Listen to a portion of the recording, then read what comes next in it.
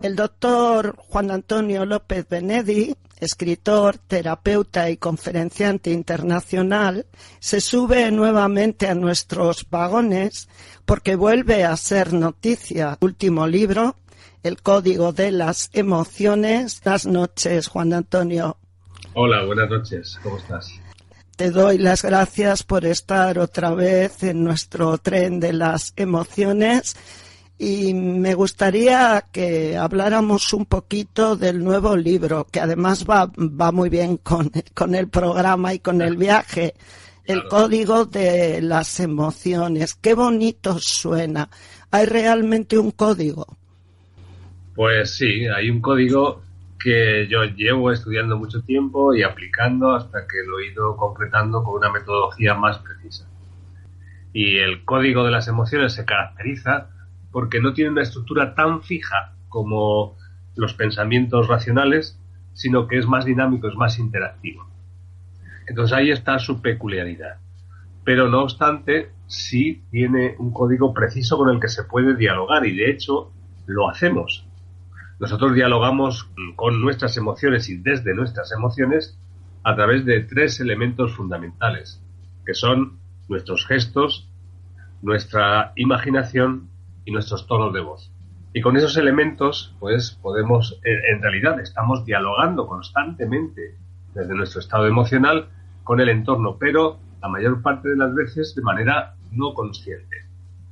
Entonces, lo que yo planteo en mi libro es una manera de hacer consciente eso que ya es una herramienta natural, pero al hacerla consciente la podemos manejar de manera más voluntaria y así acceder a este mundo de las emociones. Sí, porque el lenguaje gestual es totalmente inconsciente. Para nosotros estamos transmitiendo mensajes por medio de él. Y bueno, luego la voz, la verdad es que transmite estados de ánimo. Bueno, incluso puedes saber cómo es alguien solamente con su voz, hablando con ella, ¿no? Eso lo noto mucho yo en mi programa. Mi programa solo es voz, Juan Antonio. Claro. Y por medio de la voz tengo que transmitir emociones, sentimientos, positividad, negatividad o lo que se tercie en ese momento, a poder ser positividad. Pero la voz no engaña, ¿verdad, Juan Antonio? Es verdad eso, ¿eh? Eso te lo puedo jurar. Yo el día que voy contenta, que me río, que disfruto, que es la mayoría de las veces, yo sé que se transmite. Exactamente, la voz no engaña. Lo único es que a veces no sabemos precisar bien qué es lo que nos transmite porque no estamos acostumbrados. Pero por supuesto que la voz está transmitiendo nuestro estado emocional. Y bueno, curiosamente también, una vez en una entrevista en la radio aquí en Madrid, cuando presenté mi libro de Reír para vivir mejor, la locutora me preguntaba sobre los distintos tipos de risa. Y entonces pues yo le hablaba, ¿no?, de distintos tipos de risa y ella me decía, pero se te ha olvidado uno, que es la risa radiofónica. Y ella me decía que cuando ella estaba estudiando, a ella le explicaban que si una persona, un locutor, una locutora, está sonriendo cuando habla por la radio, aunque sea solo voz y nadie la vea, la sonrisa se transmite a través del tono de voz. Así es. Por eso, incluso aunque no nos vean, si nosotros hacemos gestos, esos gestos están incorporados porque son parte, es decir, los gestos son el reflejo de lo que nosotros estamos viviendo y sintiendo y que se puede observar también en el electrocardiograma, es decir, cómo van variando nuestras ondas cardíacas, además de las cerebrales. Y todo eso va componiéndose de una manera que sería muy difícil de lograr de manera consciente o de manera racional en nuestro tono de voz, en el mensaje que transmitimos. Incluso, fíjate que a la hora de componer nuestras frases, nuestros pensamientos, de estructurarlos para expresarlos, también están influidos por nuestro estado emocional. Cuando nosotros tenemos un estado emocional más eufórico, se nos ocurren más fácilmente las cosas. Cuando nosotros tenemos un estado emocional más triste, tenemos más dificultades para conectar unas ideas con otras. Las emociones siempre están ahí presentes. Nosotros creemos, porque nos han enseñado así, que son como la loca de la casa o que no es algo científico o profesional y sin embargo es algo fundamental en todas las áreas de la experiencia humana. Por eso, ya que es tan importante, es también fundamental que nosotros pues conozcamos cómo manejarnos con ellas para que no dependamos tanto, no seamos esclavos de nuestras emociones, sino que las emociones también puedan estar a nuestro servicio para vivir mejor. Un poquito por lo menos de conciencia, ¿no? O conciencia, ¿no? De lo que estamos transmitiendo. Quizá también podamos disfrutar más siendo conscientes de eso. Disfrutar no y quizá controlar, eso es lo que me querías decir. Sí, pero no controlar. Fíjate, cuando nosotros pensamos en controlar desde el pensamiento nuestros sentimientos, normalmente pensamos en disfrazarlos. Y de ahí viene el engaño, la mentira. Pero cuando nosotros nos expresamos de corazón, como se suele decir, no hay engaño. Es decir, nuestro tono de voz está reflejando lo que realmente sentimos, aunque digamos otras cosas. Y eso, por ejemplo, se puede ver cuando a veces con una buena voluntad, pues los padres pueden decir si ha habido una muerte en la familia, por ejemplo, el abuelo o la abuela ha muerto en la familia y entonces quieren decir a su hijo o su hija pequeña que no pasa nada, por no darle un mal día, ¿no? Que no sufra, que se ha ido de paseo o que se ha ido de viaje. Sin embargo, aunque tú estés expresando eso, tu estado emocional de tristeza se transmite. Y es muy importante saberlo porque los niños, al captar esa dualidad entre lo que se dice y lo que se siente, porque los niños evidentemente captan muy fácilmente las emociones. Van a sentirse engañados, ¿no? Exactamente. Y los niños que todavía no dominan bien el lenguaje verbal, pues están muchísimo más pendientes y son más sensibles al lenguaje emocional. Y más observadores. Pues por supuesto. Eso es algo muy corriente. A un niño no se le puede engañar, aunque no diga nada, aunque no te acuse ni te condene, pero sí le va a quedar como que tú le estás engañando a él. Y va a ser perjudicial totalmente, con lo cual, pues bueno, es un poco ser consciente de lo que estás transmitiendo, ¿no? Eso es. Y a veces puede ser con toda la buena voluntad, pero la cuestión es que tendríamos que aprender a expresar con nuestras emociones de forma más adecuada aquello que vivimos, aquello que sentimos, aquello que deseamos. Pero no es fácil, porque no tenemos entrenamiento. Es que lo del código me parece alucinante, Juan Antonio, de verdad. Sí. ¿Has hecho un gran descubrimiento? Bueno, en realidad no es que yo haya hecho un descubrimiento, he dado un paso más frente a muchas cosas o aprovechando muchas cosas que ya se sabían y que mucha gente ha investigado antes que yo. Yo no he descubierto nada. Bueno, entonces has aglutinado un poquito todo eso, ¿no? Y has conseguido, pues, ese código, ¿no? Eso es, sí. Lo que pasa es que ahora se habla de forma muy peculiar con la descodificación. Y yo no estoy muy de acuerdo, por ejemplo, con descodificar. No se puede descodificar las emociones. Lo que se puede hacer es recodificar, es decir, dialogar con ellas. Descodificar me suena a, no sabes, estas películas que a uno le borran, que tiene en la mente, ¿no? Y bueno, pues al final lo cosifican, ¿no? Exactamente. Entonces, el principio básico es aceptar que nosotros tenemos una orientación emocional, que esa orientación emocional a lo mejor nos está bloqueando.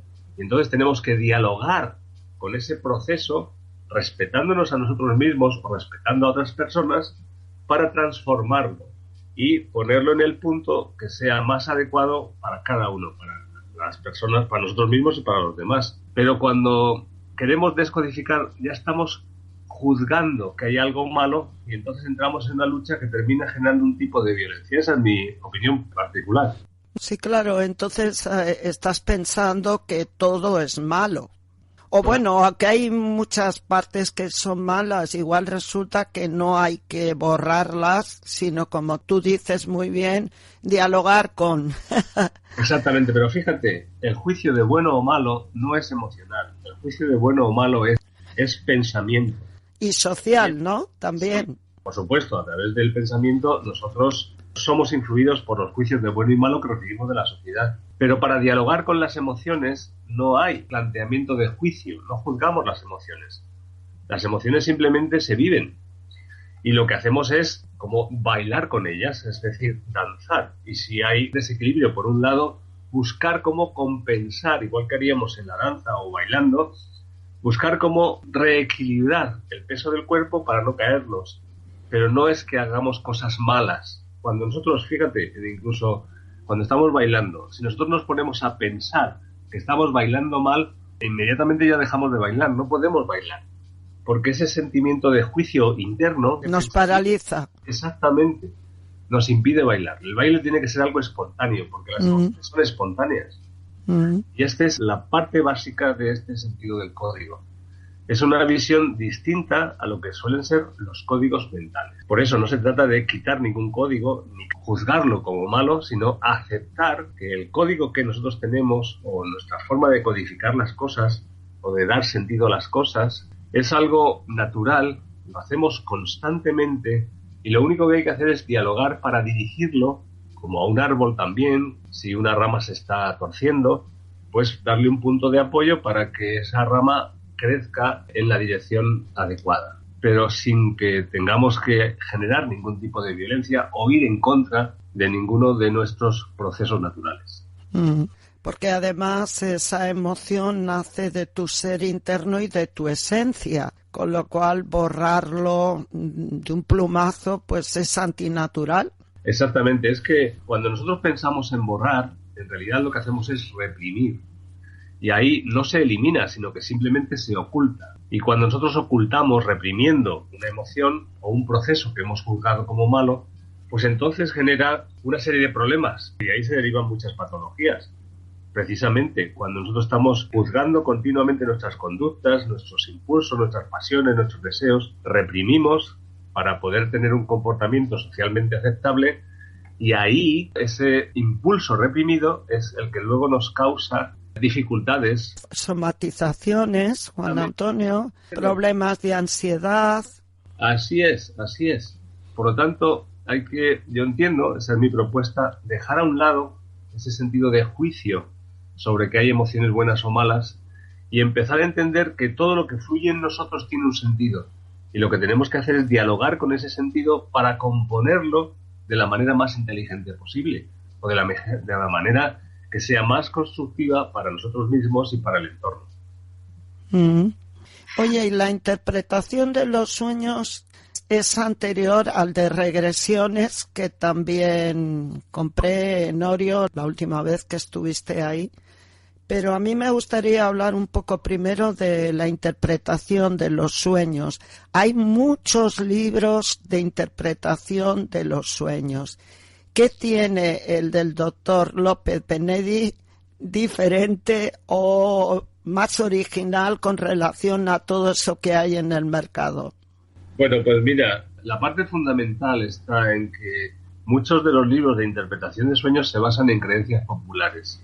Y yo he tomado, respetando y escuchando, por ejemplo, refranes o los dichos populares, lo que he tomado es una forma que tiene que ver con este código de las emociones también, que entonces es cuando iba empezando a elaborarlo, una forma natural que tiene la mente de simbolizar nuestros procesos, pero tiene que ver con nuestras percepciones internas, no tanto con lo que otros dicen que es tal símbolo. Por ejemplo, en la interpretación de los sueños hay un símbolo popular o hay una referencia popular a que incluso hay, creo, un refrán que dice que caída de dientes, muerte de parientes.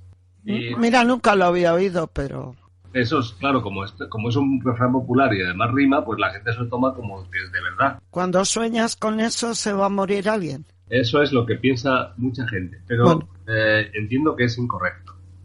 La forma de interpretar para mí, por ejemplo, en este caso de la pérdida de dientes, y en esto también me baso en otros psicólogos, como el fundador de la Gestalt, la pérdida de dientes es pérdida de agresividad, porque los dientes son aquel elemento más agresivo que tenemos en el cuerpo, porque los dientes están destinados a destrozar los alimentos para poder digerirlos. Sí, por lo claro. tanto, el diente representa para nosotros, en nuestro cuerpo, nosotros lo sentimos así, el diente es algo muy agresivo y entonces cuando se nos cae en un sueño, se nos cae un diente, pues se está representando pérdida de esa agresividad. porque es la manera en la que el cuerpo está codificando esa sensación que continuamente tiene cuando usamos los dientes. Uh-huh. Entonces esa es la base fundamental. No me baso tanto en creencias, sino en experiencias. Es que tiene que ver más bien con la emoción del sujeto que sueña, ¿no? Vamos, quiero decir, con las vivencias que vive ese sujeto, ¿no? Igual para uno puede significar una cosa, para otro otra, pero a mí me parece que cuando recuerdas el sueño, yo suelo apuntar. Cuando me acuerdo tengo una libretita en la mesilla y apunto. Y además no me dejo despertar totalmente porque a medida de que vas siendo más consciente y abriendo los ojos vas perdiendo pues lo que recuerdas, ¿no? Bueno, se pierde por una razón muy sencilla, y es que cambia el flujo en nuestro cerebro. Nosotros soñamos con las partes internas del cerebro, que son las que nunca duermen. Y cuando nos despertamos pasamos al neocórtex. Entonces ese paso al neocórtex es el que hace desconectar con esa actividad onírica. Eso es, y a medida que vas desconectando te da rabia porque vas perdiendo cosas geniales que recordabas al abrir los ojos. Exactamente. Y por eso yo tengo una libretita y apunto, pero te puedo asegurar que cuando lo apunto lo escribo todo lo que recuerdo rápido para que no se me vaya. Y yo misma, después de que lo vuelvo a releer, voy reinterpretando según el momento en el que estoy. ¿Por qué?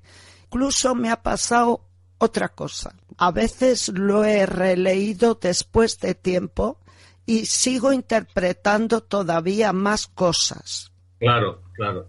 Es que esa es una de las peculiaridades también de los sueños, que se pueden interpretar en distintos niveles. Yo, no obstante, he desarrollado una metodología, que es la que enseño en los talleres, una metodología, además, con una base científica de contrastación, es decir, para evitar que nosotros proyectemos o que nosotros estemos demasiado cargados de subjetividad a la hora de interpretar el sueño. Bueno, eso es verdad también, ¿eh, Juan Antonio? Claro, entonces nos puede servir, evidentemente, en un sentido, pero hay que cruzarlo metodológicamente con otras vías para poder asegurarnos de que aquello que estamos viendo es... Igual distanciarse un poco. Utilizo 3 líneas metodológicas para cruzar el resultado de ese análisis y así poder ver qué es lo que permanece, y ahí tendríamos una significación más objetiva. Eso es lo que te he dicho, distanciarte un poco, porque quizá mis interpretaciones son muy subjetivas. Sí, siempre son subjetivas, evidentemente. Y cuando es lo nuestro, pues no está mal que sean subjetivas. Pero eso hay que referirlo también a la realidad, lo que estamos viviendo, y también luego hay una estructura, o sea, hay un código interno que tienen esos sueños y hay que saber verlo. Yo pues lo relaciono mucho con la forma en la que también se prepara una película de cine, en las distintas escenas, la forma en que se vinculan unas con otras. El lenguaje de los sueños es un lenguaje más visual, normalmente, para la mayor parte de nosotros.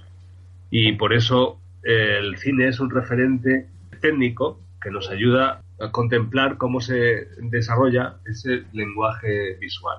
Por eso yo utilizo muchos paralelismos con el proceso de desarrollo o de filmación de una película o de estructuración de una película. Porque frente a la novela, por ejemplo, que utiliza un lenguaje más escrito, el cine utiliza un lenguaje básicamente visual. Bueno, yo sabes lo que pienso escuchándote ahora, que es cierto, yo escribo y lo interpreto, ¿no? Pero es cierto, con una carga muy subjetiva. Y también creo que hay partes simbólicas que se me escapan y que se puede conseguir encontrar gracias a esa técnica de la que tú hablas. Esa parte simbólica seguramente se me escapa, bueno, no, seguro se me escapa. Y eso es lo que tú tratas con la técnica de encontrar, ¿no? Lo que es la esencia, un poco aparte, distanciados del sujeto, ¿no? Sí, exactamente, pero no del todo. Es decir, siempre hay una interacción. Por eso te decía antes, cuando hablábamos del código de las emociones, que el código es dialogante. no es un código que se estructure de forma fija. Es decir, los significados no son fijos y para siempre, no son cerrados, son abiertos. Entonces me quieres decir que es una mezcla entre lo que yo capto y lo que se me escapa, que puedo captar gracias a esa técnica, ¿no? Exactamente, exactamente. Yo suelo definir el significado de los sueños o de las metáforas en general, porque esta forma de interpretación no sirve solo para los sueños, también sirve para la poesía, por ejemplo, ¿no? Suelo hacer el paralelismo entre una metáfora literaria y un límite matemático con tendencia a infinito. Porque mucha gente, cuando hablo de esto, pues parece como que cada cosa puede significar cualquier cosa. Es decir, que cualquier cosa que se te ocurra ya es un significado válido. Y no es así. En una serie matemática, las series matemáticas son concretas, aunque tengan tendencia a infinito o sean infinitas, ¿no? Pero no vale cualquier variable dentro de una serie matemática. Ya te entiendo. Por ejemplo, la serie de los números naturales es el 1, 2, 3, 4, 5 hasta el infinito, pero no vale el 1,5. Esa es otra serie distinta. Ya. O, los decimales... Tienen una codificación que hay que seguir. Exactamente. Hay una serie de pautas que deben cumplirse. No vale cualquier dato para agregar significado a ese símbolo, a esa metáfora. Oye, yo te quería preguntar una cosa. En tus talleres o bueno, en tus consultas privadas, ¿cómo reacciona la gente cuando le ayudas o le facilitas, le abres la puerta para descubrir mucho más de lo que ellos... A ver, habrá gente como yo que cree interpretar.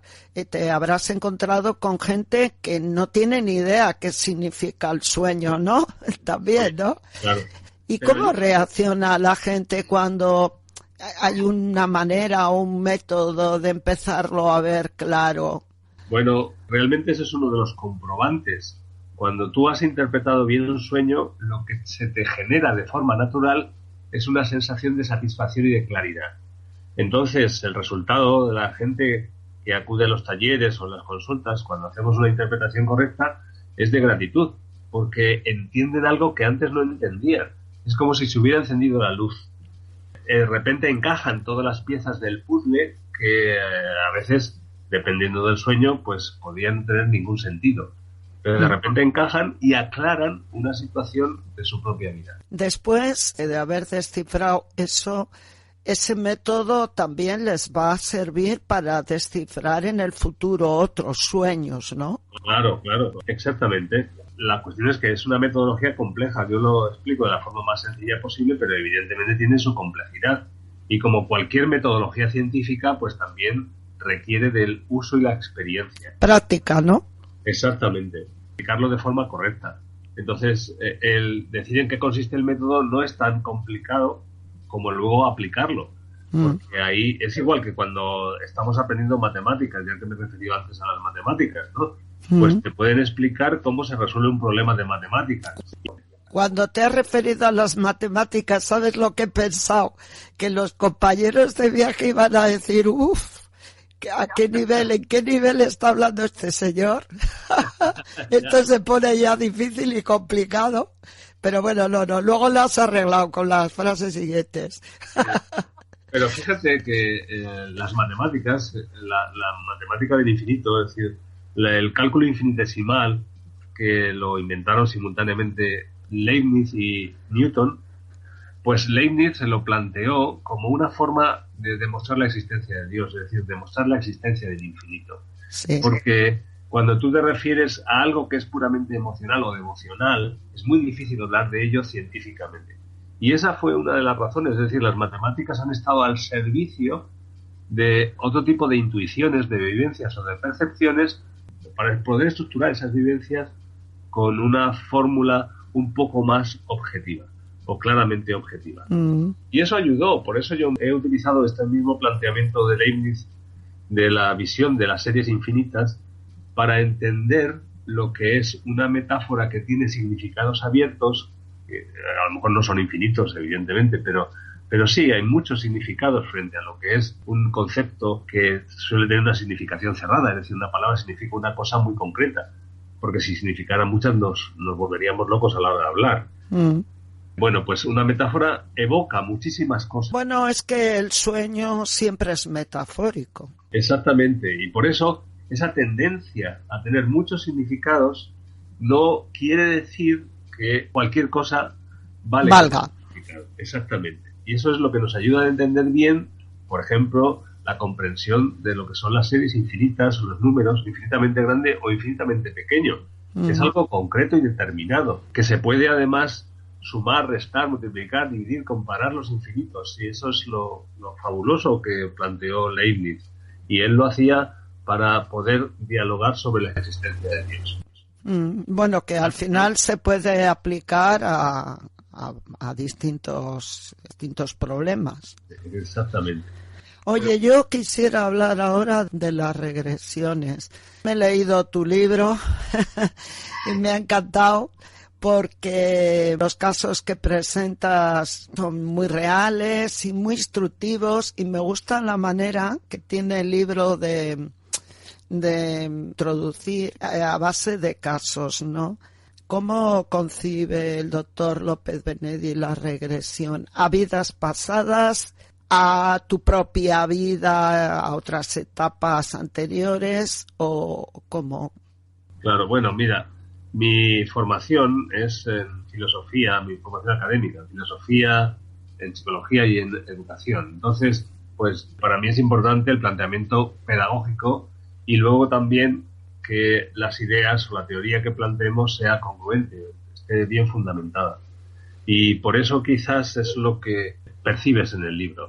Aunque sea divulgativo, en forma sencilla, pero esa exposición por casos es una forma A mí la exposición por casos me ha enganchado de forma que, hombre, tenías ganas de seguir leyendo, vamos, te felicito, ¿eh?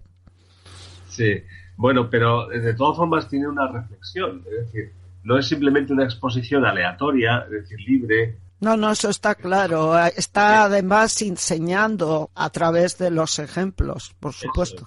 Son casos reales, pero que sirven como ejemplo de distintas orientaciones o aplicaciones de esa metodología de la regresión. Y la forma en la que yo entiendo la regresión, como expongo en el libro, pues es un volver atrás, evidentemente, ¿no? Y también digo en el libro, y repito siempre, ¿no? El mismo Freud ya planteaba que todo sueño es una regresión, porque todo sueño nos lleva a revisar vivencias que hemos tenido. Lo que no hemos tenido, pues no lo revisamos. En los sueños de satisfacción o de autosatisfacción, como yo planteo en el libro, podemos tener representaciones de algo que deseamos, y ese es otro tipo de sueños. También. Para evitar la frustración. Pero en el caso concreto las regresiones serían un tipo específico de vivencia interna en donde estamos yendo hacia el pasado. Y el pasado puede ser un pasado histórico, en nuestra propia vida, que hemos hecho ayer, antes de ayer. O sea, los sueños tienen que ver con eso, con lo que vivimos. Con la vida que nosotros conocemos. Si hay otras, en principio somos conscientes de esta, ¿no? Pero también pueden aparecer en los sueños, como yo también explico en el curso de regresiones espontáneas de otras vidas, o por lo menos ambientadas en otras épocas. Y aquí también cuento la anécdota de una vez que me entrevistaron. Esto fue cuando presenté el libro en Miami hace unos años. Me entrevistaron en el programa Despierta América en Miami, en Univisión. Y es un programa muy, muy importante para todos los Estados Unidos y México. Y entonces había dos productores que me hicieron una prueba. Allí Miami es el lugar de Brian Weiss, que es muy conocido por las regresiones. Sí. Uno de los productores me decía que no se fiaban mucho de Brian Weiss y por eso querían hacerme a mí una prueba. Oye, qué interesante. Y qué importante te sentirías en ese momento, ¿no? Porque Brian Weiss, pues es un hombre conocido mundialmente. Yo supongo que en realidad no es que no se fiaran de él, sino que Brian Weiss les pediría dinero por la entrevista. Que eso y tú lo hacías gratis. Claro, yo estaba presentando mi libro y no les pedía nada. Entonces yo creo que ahí estaba un factor importante. Bueno, y otra cosa, que también eres una persona importante a nivel mundial, o sea, bueno, todo un poco. Sí. Pero bueno, el caso es que había dos productores, los dos eran de origen mexicano, porque ese programa en la parte española se emite en inglés y en español. O sea, hay dos programas, uno en inglés y otro en español. Y en la parte española pues la dirigen fundamentalmente mexicanos. Y entonces uno de los productores estaba muy interesado en el tema de regresiones y el otro me dijo que él no le parecía bien eso porque él era muy católico y no creía en eso, ¿no? Claro, estaba en contra directamente de sus creencias. Después de las pruebas y tal, que las pasé todas afortunadamente y tal, ya por fin fuimos a... Me lo estoy imaginando, tiene que ser... a hacer el programa que era en directo. Y entonces, cuando ya estaba en el camerino, después de que me habían maquillado para la televisión, viene el otro productor, el que decía que él no creía en estas cosas, y así en secreto me dice, mira, yo ahora te voy a confesar, que esto no se lo puedo decir a nadie, pero yo en realidad no creo en este tema de la regresión, pero la verdad es que yo he tenido sueños en los que me he visto como un espadachín en otras vidas. Madre mía. Entonces, bueno, ¿cómo explicas eso, no? Claro, el hombre, por una parte, su razón le decía que no. Claro. Y por otra parte tenía evidencias y vaya, lo estaría pasando mal. Bueno, ya diría, aquí tengo un experto y a ver si me aclaro de una vez, ¿no? Sí, bueno, en realidad él estaba imponiendo su creencia frente a la experiencia. Claro. Lo que normalmente hago es escuchar la experiencia sin prejuicios, es decir, exenta de creencias. Y luego también dar una explicación de cómo eso es posible para que no entre en contradicción con las creencias. Porque yo no estoy predicando una nueva filosofía sobre la reencarnación. No, yo simplemente observo cosas que le ocurren a las personas y les ayudo a darlas sentido dentro de su vida, de su visión del mundo y de sus creencias. E interpretar, ¿no?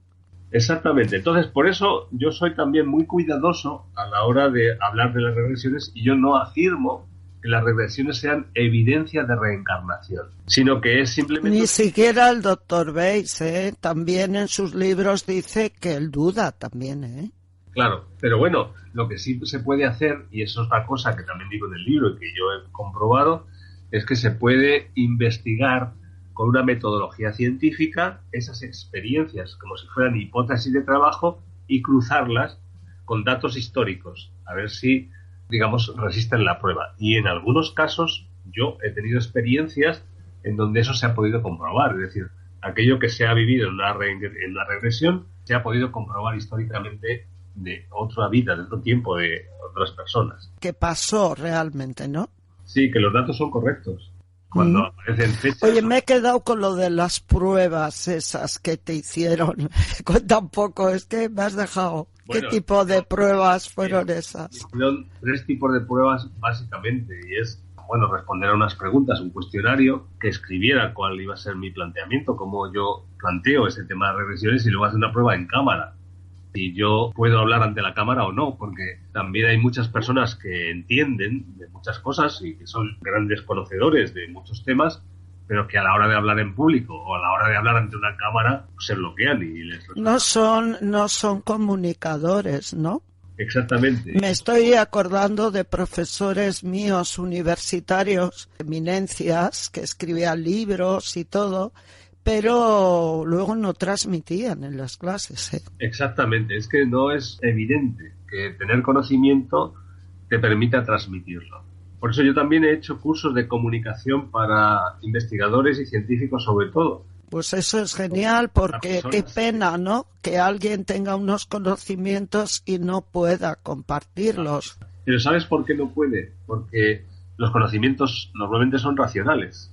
Entonces utilizan un área del cerebro distinta a la de la expresión, donde el componente emocional es algo fundamental. Y ahí es donde está la clave. Eso no estaría un poco ligado con lo que se llaman inteligencias emocionales, diferentes, ¿no? Tú puedes, o sea, ser muy bueno en algo, pero en otro algo no. Eso es. No, eso no sería solo inteligencias emocionales, sino inteligencias múltiples. Múltiples. Las inteligencias emocionales son 2 de las inteligencias múltiples, pero hay muchas más. Entonces cada uno es inteligente en un área. Por eso el desarrollo de las inteligencias múltiples fue como para contrarrestar la idea del coeficiente de inteligencia. Claro, es que el coeficiente de inteligencia se basaba en algo físico exacto y claro, luego había gente que daba un coeficiente bajísimo, pero era un genio en otras. No es que se fuera algo físico, sino que No físico, me he explicado mal. Quiero decir que era algo, te ponían ahí y vamos, se pensaba que el resultado iba a misa, ¿no? Porque se medía un rasgo de la actividad de la inteligencia. Y ese rasgo además se medía con un sentido discriminatorio, porque para eso empezó a usarse, para seleccionar personal, para seleccionar militares o para seleccionar personas en algunos otros campos. Entonces eso terminó convirtiéndose en algo que marcaba la diferencia entre los listos y los tontos. Cuando se empezó a desarrollar las inteligencias múltiples, se comprueba que todas las personas somos inteligentes. Lo que pasa es que somos inteligentes de distintas maneras. Claro. Y es importante que cada uno conozca sus recursos de inteligencia y los aplique de forma correcta. Bueno, pero tú ahí en televisión pasaste la prueba, ¿no? Sí, porque bueno, yo también tengo experiencia en televisión ya también en Bilbao. He hecho televisión hace mucho tiempo en Telebilbao y en Televizcaya. Pues bien, esa experiencia fue buena entonces, ¿no? Sí, claro. Por eso allí me dijeron que ya cuando volviera por Miami... Pasaras directamente sin hacer casting. Sí, por eso ahí en Despierta América he tenido muchísimas entrevistas. Ahora ya este productor se ha ido a Los Ángeles y ya pues ha cambiado la dinámica. Pero he hecho muchísimos programas en las cadenas de televisión también en Miami. Siempre que voy para allá lo hago. Volveré en mayo a presentar este nuevo libro y también ahí haré algunos programas de radio y televisión. Bueno, esos son proyectos, ¿no? Sí, proyectos de futuro. Ahora mismo nosotros nos estamos centrando en el País Vasco y en tu visita. ¿Hay algo que tú quieras decir a los compañeros de viaje, pues para animar quizá a que se acerquen a tus talleres? Bueno, yo en realidad llevo trabajando este tema. Ahora saco este libro del Código de las Emociones como un elemento más, pero yo llevo prácticamente todos mis libros. Van apuntando hacia este código y van trabajando en distintos aspectos sobre las emociones, sobre el mundo interno. Y esta orientación, que es la que también aplico en los talleres, pues para mí es una clave que me sirvió a mí mismo y que sigue sirviendo a muchísimas personas de distintos países del mundo y que me lo siguen diciendo cada día, pues para poder desbloquear sus emociones, para poder superar la tristeza, el malestar, las pérdidas, las frustraciones y abrir puertas de esperanza para la vida. Yo creo que eso es algo fundamental. Y después no solo es abrir puertas de esperanza, sino puertas de creatividad. Porque cuando tenemos problemas no basta solo con tener esperanza de que Dios o alguien nos va a sacar de aquí, los políticos o quien sea. No, creo que nosotros debemos empezar a tomar las riendas de nuestra vida, utilizar todos nuestros recursos racionales, emocionales, nuestras inteligencias, para poder abrir la creatividad en la solución de problemas. Y esto es uno de mis intereses básicos desde distintos ángulos, a través de los distintos talleres y desde los distintos libros. El aportar herramientas que sean útiles para el día a día de cada persona, que le abran campos para aplicar a su vida práctica, a su mundo interior, a su visión espiritual de la vida o materialista. Yo no impongo ningún tipo de creencia determinada, me da igual que una persona sea religiosa o espiritual o sea materialista. Sí, es aparte de las creencias. Porque para mí lo importante es la experiencia humana, independientemente de la creencia que tenga cada persona. Yo respeto las creencias, pero me baso en todos mis trabajos, talleres y en mis libros, me baso en la experiencia humana. Porque esto es algo incuestionable. Y eso es lo que nos une a todos, tengamos la creencia religiosa, política, que sea, ¿verdad? Exactamente. Todos tenemos una serie de vivencias y de deseos que incluso en las distintas lenguas y en las distintas culturas son parecidos. Es decir, todos queremos pues ser felices, sobrevivir, superar los problemas, llevarnos bien con los demás. Y a veces es el miedo, la ignorancia, el que nos bloquea, nos hace enfrentarnos y genera las guerras. Pero yo creo que ningún ser humano desea la guerra. La guerra, la violencia, la destrucción, la muerte, es simplemente una reacción desde la ignorancia o desde el miedo cuando una persona se siente acorralada igual que un animal. Bueno, cuando una persona se siente acorralada, ataca. Ataca normalmente o verbalmente o físicamente cuando no ve que tiene otra manera de actuar, ¿no? Exactamente. Entonces, bueno, mi interés profundo también a través de mis talleres y mis libros es superar la violencia y mejorar el entendimiento entre las personas.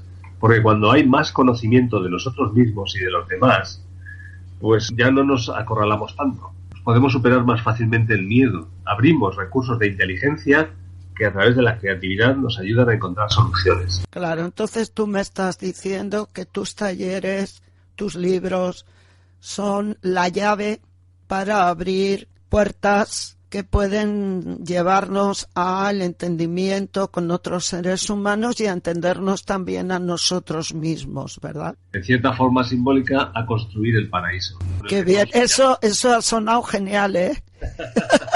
Pero vamos, no son la llave, son una llave. Yo en cada No, te he dicho una llave, que tú das la llave, no sé si he dicho llaves, pero la idea era la llave para abrir distintas puertas. Pero lo que quiero decir con esto es que yo tampoco quiero dogmatizar, no es que sea esta la única manera, no. Yo respeto muchas otras orientaciones. Yo humildemente aporto aquello en lo que yo tengo experiencia, conozco, investigo y procuro hacerlo de la forma más amplia posible para llegar a todas las personas. Bueno, yo del conocimiento que tengo del doctor Juan Antonio López Benedi es que es una persona que trabaja duro, que lo que dice es aquello en lo que cree y que transmite sus creencias, pero que no son, que no son de cualquier manera, sino que se basan en un estudio concienzudo, científico, porque el doctor López Benedi es perfeccionista y trabajador. Y entonces esa fiabilidad es la que me da él y sus talleres y sus libros. Y bueno, yo tengo que recomendar primero a las personas que estén cerca de Bilbao que no se pierdan su presentación del libro. Y al doctor López Benedi, pues muchísimas gracias, un placer volverlo a tener en nuestros vagones, mucho éxito, mucha suerte y que, bueno, lo mismo los talleres que el libro, que todo vaya genial. Muchas gracias, que sigamos construyendo vida para que realmente la Tierra pueda llegar a ser el paraíso que todos soñamos. Muchas gracias, doctor López Benedi, y buenas noches. Buenas noches.